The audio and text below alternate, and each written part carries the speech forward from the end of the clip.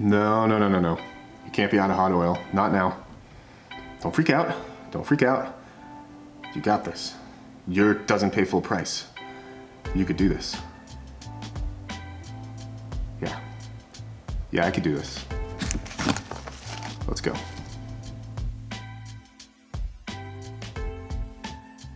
To start, add a half a cup of neutral oil. Something like canola or vegetable oil works really well, to a medium saucepan. Then to that, we're going to add 1 tablespoon of coriander seeds, along with 1 clove of garlic with the peel still on it, and 1 tablespoon of Sichuan peppercorns. And you want to put this over medium heat and let that simmer for about an hour. Meanwhile, in the bowl of a food processor, we're going to add 1 cup of dried chilies.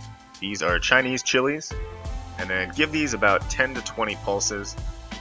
You could also take some of the seeds out if you want this to be a little less spicy. I like it spicy, so I'm leaving all the seeds in. You don't want this too fine, but you don't want big chunks. You kind of want it to look like the crushed red pepper you would get at a pizza parlor. Something like that. So after your spice mixture has been simmering for about an hour, we are going to add 1/2 teaspoon of Chinese 5 spice. You could also use whole star anise and whole cinnamon. I just didn't have any, so you're going to want to add this towards the end just so the spices don't burn, but give that a good smell. Now in a heat-proof bowl, the key is heat-proof, you're going to add your chili mixture, about 2 tablespoons of chopped garlic, and about 1.5 tablespoons of sesame seeds, and just give that a good mix.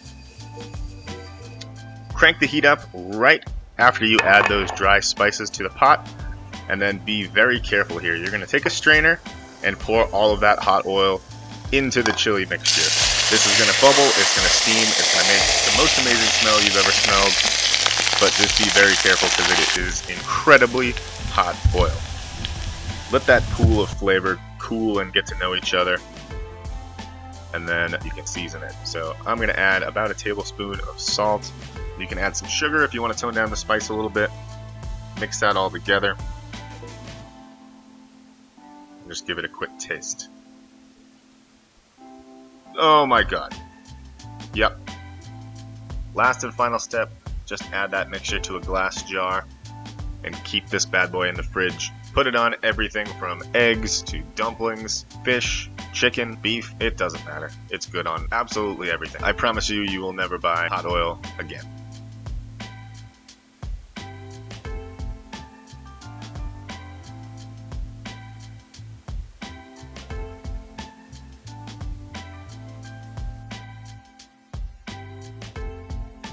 Huh?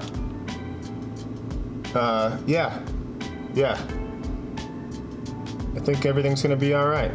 I'm Jim with Doesn't Pay Full Price. I hope you liked the video. See you again next time.